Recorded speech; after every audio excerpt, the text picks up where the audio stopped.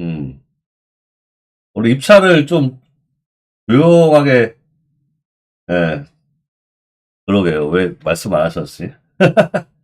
예, 음악 나오는 시간이라서 뭐, 예, 몰래 몰래 이렇게 좀 준비하던 물건이 있었는데, 다들 이렇게 너무 이렇게 무리하게 낙찰을 받는 것 같아요. 예, 그죠? 예, 음, 낙찰 받는 거 좀 뭐, 여러분한테 도움 되시라고, 한 3개 정도만 얘기할게요. 음, 어. 자, 우리 다가구 물건이죠. 네, 서울특별시 관악구 봉천동 49-45. 예. 사실 뭐 이건 시세 조사를 다 했었고, 예. 현장 방문은 제가 못하고 이제 같이 하실 분 다른 분이 좀 하셨는데, 음, 이게 조회수가 좀 많더라고요. 처음부터. 예. 이 조회수 보세요. 그 유효 조회수가 142면은, 야, 다들 그러니까 다가구 월세에 대한 욕망이 대단하죠. 예. 그죠?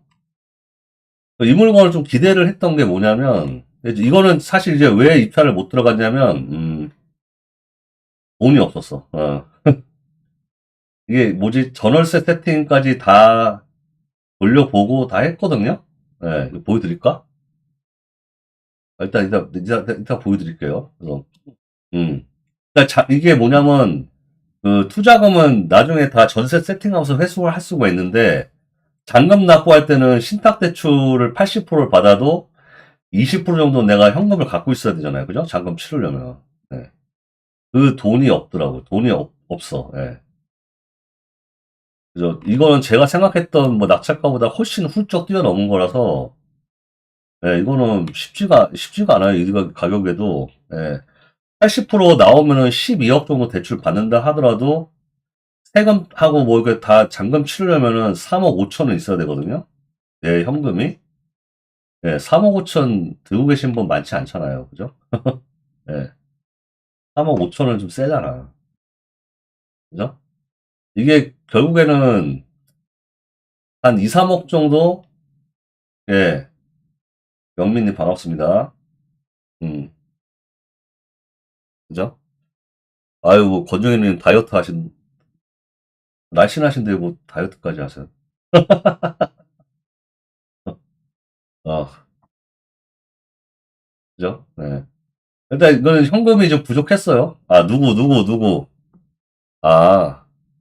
아, 이은경님. 아, 음, 그죠? 네. 워낙 바쁘시니까. 음, 드시면서 보시면 될 것 같습니다. 네. 아, 근데 이거 현금이 좀 부족했어요. 네. 그래서 원래 제가 생각했던 입찰가는 한 12억 정도, 12억, 많이 써면 한 12억 초반? 예, 예, 그죠? 멘토님은 12억 8천 정도 예상하시더라고. 예, 12억 8천은 제 쓰고 싶어도 못 써. 12억 8천이건 뭐, 12억 2천이건 돈이 없어. 자, 이게 그러면, 공투를 원래 좀 할 수 있잖아요. 금액이 크면. 근데, 공투를 하더라도, 그래도 이게, 엠빵 했을 때 나한테 좀 들어온 돈이 좀 어느 정도 있어야 될 거 아니야. 최소한, 내 돈 안 들이고 한 100 이상은 좀 들어와야 좀 할만하잖아. 그지? 어?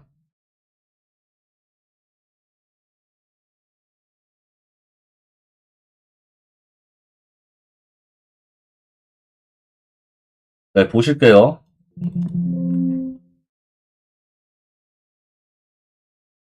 200%. 하긴. 아, 이거 너무 큰가?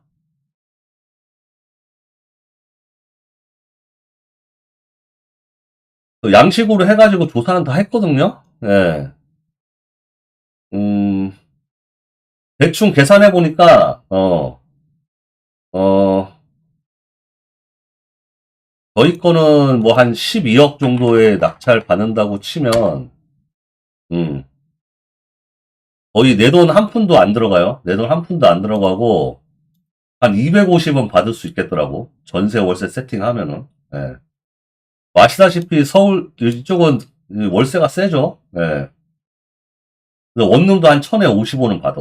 예, 1000에 50 받고, 뭐 1.5룸이면 좀 더 봐. 1000에 70까지도 받을 수 있어요.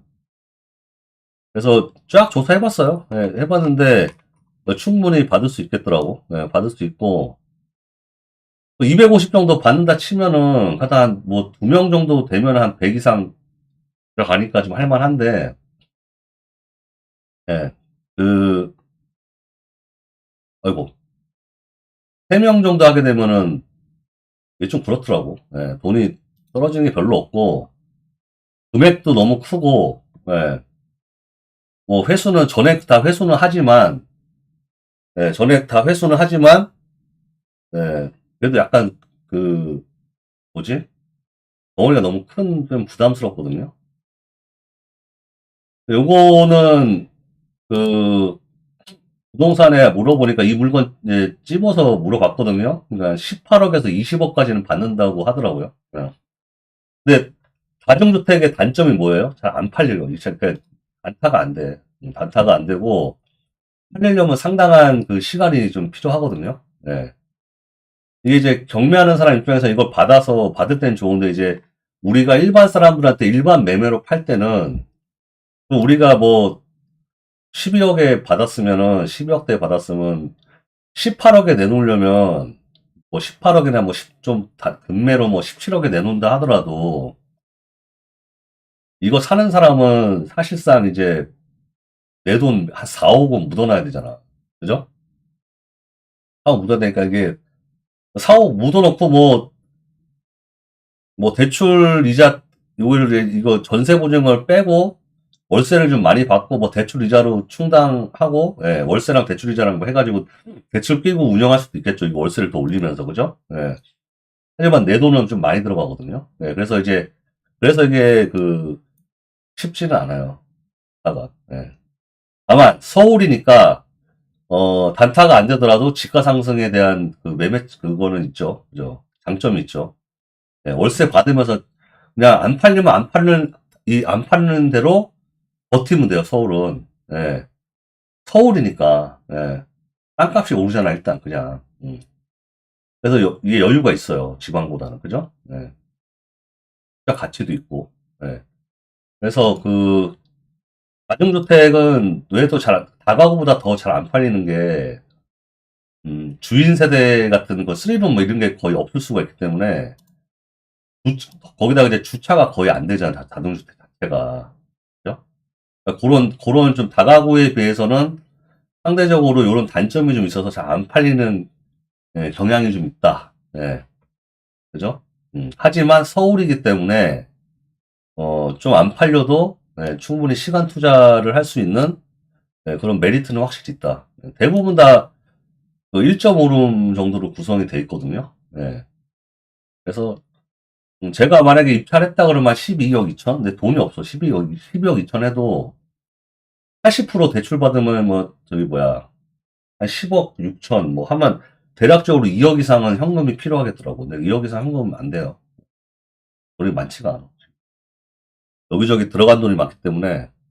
음.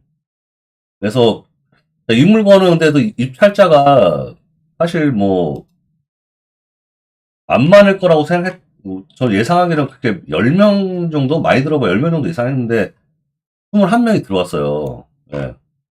좀 잘 보시면 제가 그럼 왜 그 입찰자가 좀 보는 사람 많지만 입찰은 많이 사실 뭐 근데 아까 유효조회 숫자에 비해서는 좀 많이 덜 들어온 거긴 하죠. 21명이긴 하지만. 여기 이제 위반 건축물로 잡혀 있거든요. 예. 위반 건축물 잡혀 있어요. 근데 위반 건축물이 어디냐면 이거예요. 4층. 예. 그죠? 여기 보시면 이제 불법 증축 부분이 있거든요. 예. 음. 요 빨갛게 된 부분이 아마 좀 불법 증축 부분일 텐데 이거 다 제 추후 전략은 뭐죠? 이거 다 철거해 버린다. 예. 증축된 거 다 철거해 버리고 이것까지 포함하면 룸이 15개인데 12개를 운영한다. 12개를 운영하고, 이거 다 철거해버리고, 노란 딱지 떼버린다가 이제 추구 전략이었고, 그 떼는 거는 돈 많이 안 드니까. 많이 안 들었어요. 많이 안 들어요. 한 1,000만 원 정도? 네. 그죠? 그 위반 딱지 떼면서, 12개로도 충분히 그 수익은 나오죠. 내 돈, 보세요. 내 돈 한 푼도 안 들이고, 예. 내 돈을 최대한 적게 들여야 되겠다. 내 돈이 안 들어가야 돼. 순투자금 제로잖아, 지금. 이렇게 해서, 순투자금은 제로지만 이제 그 세금 비용 정도는 좀 들어가겠죠? 그 정도만 부담을 하고 매월 250이면 나쁘지 않잖아요. 그죠? 이렇게 해야 되는 거예요. 그다음 순투자금 뭐 1억 이상 들어가고 월세 뭐 한 300 이거 받으면 그 의미 없다니까. 300대 뭐 400, 맥스 400 한다 하더라도 여러분 잘 생각해 보세요. 내가 뭐 1억 한 5천 넣어가지고 월세 450 받는 거 좋아 보이긴 하지만 내 돈이 일단 묻어 있고 한 달 450 받으면은 1년이면 9천만 원이죠. 한 2년 정도 뭐 가까이 되면은 원금 회수는 되겠네. 뭐 나쁘진 않아요, 사실. 하지만 그거보다 조금 더 좋은 거는 내 돈을 한 푼도 안 들이고 월세 200 이상씩 받는 게 누가 봐도 더 매력적이죠. 그죠? 내 돈 한 푼도 안 들이고. 이게 제대로 된 투자지. 목표 투자지. 그죠? 그래서 이거는 전세나 반전세 세팅을 조절하면은 가능해요. 그때 이거 그 대출 그 뭐지? 제가 뭐라 해야 되지? 빼는 방법. 신탁 대출을 받으면 제가 다시 한번 말씀드리면 신탁 대출 받으면 전세 세팅 해요? 못해요? 못하잖아요. 그럼 이걸 했다는 건 뭐죠? 예를 들어 12가구의 어떤 반전세 보증금 1억 이상을 12가구를 받는데 이거를 전세를 받으면서 어떻게 해야 돼? 결국 전세를 못 놓잖아, 신탁 대출은. 그죠? 그러니까 12가구를 잔금 날짜를 거의 같은 날짜에 맞추면 되는 거야. 한 방에. 예. 계약 썼을 때 뭐예요? 잔금 이거 하면서 근저당 말소시킨다라는 계약 조건까지 넣어줘. 그러면 세입자들도 더 안심할 거 아니에요. 그죠? 그래서 그 같은 날짜에 12가구를 거의 동시에 계약해버리면 돼. 그죠? 그럼 그 보증금 받아서 갚아버리면 되잖아. 어. 그래서 한 번에 갚아버리면 되잖아. 그죠? 그러니까 한 방 세팅하는 거예요. 그게 첫 번째 방법이고 두 번째 방법은 근저당 받고 근저당 먼저 대출 그러면 방백이 들어가겠죠. 그러면 이게 12가구면은 한 가구당 5천씩 방백이 들어가잖아. 소액 임차인 서울은 5천만 원까지니까. 그죠? 그럼 12가구면 6억이야, 6억. 그러면 우리가 10억, 뭐 11억까지 받는다 그러면은 11억에서 6억 빼면 5억밖에 안 나오지. 그지? 그죠? 5억 대출 받고 그다음에 어떻게 해요? 나머지 좀 부족한 거 한 5, 6억 정도, 5억 정도, 한 5억에서 6억 정도는 P2P를 이수순위 대출 또 받는 거지. 그죠? 두개다님 반갑습니다. 후순위 대출 받아. 그러면 우리가 원하는 대출 금액은 나오잖아. 한 11억. 그죠? 그 다음에 어떻게? 반전세나 뭐 전세 보증금 세팅해가지고 뭐만 없애? P2P만 없애는 거지. P2P자 세니까. 그죠? 그렇게 되면 이제 근저당은 좀 남아있는 상태가 되지만 우리가 이제 반전세 세팅해가지고 월세로 이자 충당하면서 월세 수익 낸다. 두 가지 방법이 제가 말씀드렸잖아요. 그죠? 그럼 자기가 이제 어떤 걸 더 선호하는지, 그죠? 그두 가지 선택해서 하면 되는데 제일 편한 거는 신탁대출 받은 다음에 뭐예요? 전세 한 방 세팅해가지고 신탁대출 다 내려버린다. 다 없애버린다. 그죠? 그러면 세입자도 좋아하고, 그죠? 자기네도 다 1순위 되는 거잖아, 그냥. 그죠? 세입자가 더 안심할 수 있지, 그죠? 그래서 조금 더 수월하게 전세 세팅을 할 수가 있다. 그죠? 그래서 그런 식으로 이제 출구 전략을 잡았어요. 여러분들도 그렇게 이제 하시면 돼요. 모든 다가구는 그렇게 세팅을 하시면 되겠다. 음. 요즘에 뭐 전세를 약간 꺼려 한다고는 하지만 그 소액 임차 보증금 한도 내에서는 대박이면 반갑습니다. 사람들이 하거든요. 그리고 내 위에 근저당만 없으면 되잖아. 내가 1순위면은 사람들 다 안심하고 들어오지. 그렇게 이제 세팅하시면 돼요. 충분히 다 맞출 수 있다. 예. 그죠? 특히나 여기는 수요가 워낙 뭐 풍부하기 때문에 서울의 장점이 뭐야? 그냥 뭐 수요층 이런 거 따질 필요가 없잖아. 수요층 따질 필요가 없지. 그냥 골고루 그냥 다 많이 들어.